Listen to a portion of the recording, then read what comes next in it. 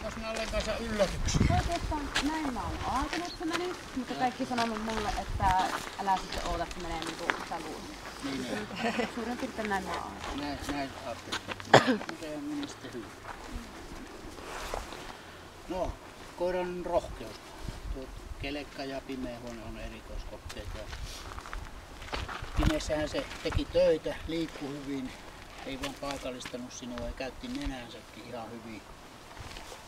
Tuossa kelekkaa vähän enempi jännitti sitä, mutta kaiken kaikkiaan sen rohkeus on +1 kohtuullinen. Ei ole ongelmaa siellä, että pystyy toimimaan. Terävyys, kun se oli yksin tuolla seinässä ja sitä yritettiin herätellä, silloin kovat pajut siinä. Entähän minä mätkin maahan ja yritin saada sen mielenkiinnon heräämään. Yritin sillä lailla, että toden tunnun saada sille, että nyt sillä on tosiaan uhka päällä. Ei se. Se on pieni ilman jäljellä jäävä. Se ei siellä, kun se on yksin, niin se ei nouse ihmistä vastaan. Mutta se on rehellinen myöskin, että heti kun uhka on poissa ja kun sinäkin tuut, niin sillä olisi mahdollisuus niin kuin kostaa siinä paikassa, kun sinä tuut. Että siksi me ollaan siinä lähellä, että jos se haluaa, niin on mahdollisuus kuitata, mutta ei mitään semmoista ole. Mutta ei myöskään nouse ihmistä vastaan, mutta sitten taas puolustushalussa, kun teidän pienintä mahdollista laumaa vastaan hyökättiin, niin sehän lähti eteen ja piti sinua vähän pitää kiinnikin, että mene sen mukana. Ja, no, hyökkääjä itse sanoi, että se ei, niin kuin, sillä lailla, siinä ei ollut voimakasta aggressiivisuutta mukana, ehkä enempi leikkimistä, kamppailua siinä oli. Se vähän haki semmoista taisteluhaluosuutta, mutta kuitenkin halu puolustaa. Sitä me haetaan ja katsotaan, niin se on +3 kohtuullinen ja hillitty. Niin siihen voi vaikka kompastua. Se ei jalka nouse. Taisteluhalu. No siinä on niin kuin vähän semmoinen uupelo. Eli se ei lähde kamppailemaan mielellään. Se ei nauti kamppailusta.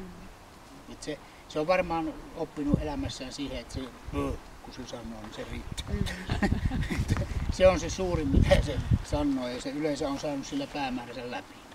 Ja näin ollen, niin se on -1 pieni. Sieltä tuli niin kuin miikat. Ja se olisi varmasti, jos sillä olisi taisteluhalua, niin se olisi myöskin vähän semmoinen, antaisi itsestään reippaamman kuvan. Vähän räväkämpi. Räväkämpi. Se niin kuin ottaisi kantaa herkemmin. No sitten hermot. Niin kuin näkyy, se on aika tasapainoinen kaveri ja se on täällä tasapainoinen +2. Ei se järkkynyt ja missä se vähän otti kantaa ja se otti kantaa, niin se palautui ihan niin kuin niksnaks. Että sen palautuminen on hyvä ja se on hermosta kiinni ja se on tänä päivänä hyvä asia, kun se on +2. Temperamentiltaan, no eihän se mikään säihkysääri ole sillä lailla, että se on vähän tämmöinen virkamiesmäinen, kohtuullisen vilkas +2. Sen väestöt on semmosia, että no joo, kyllä se sieltä. Tämmönen.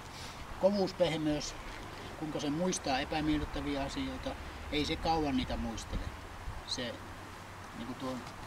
oli hyvin pieni kaaro, minkä se otti tuohon, kun ensimmäisen kerran ohitit tuon ja toisella kertaa se käveli suoraan sen päälle. Ei se muistanut sitä enää pahana, eli se on +3 kohtuullisen kova. Siinä on molempia osapuolia, kovuutta ja pehmeyttä mukana. Sanotaan nyt, että tekisi mieli sanoa, että siinä on ehkä vähän enemmän sitä pehmeyttä siinä kohtuullisen kovassa kuin normaalisti, mutta se ansaitsee sen +3. Hyvän tahtoinen luokse päästävä avoin +3 ja laukaus varma ja sieltä taistelusta on se 10 - ja loppupisteet on 178.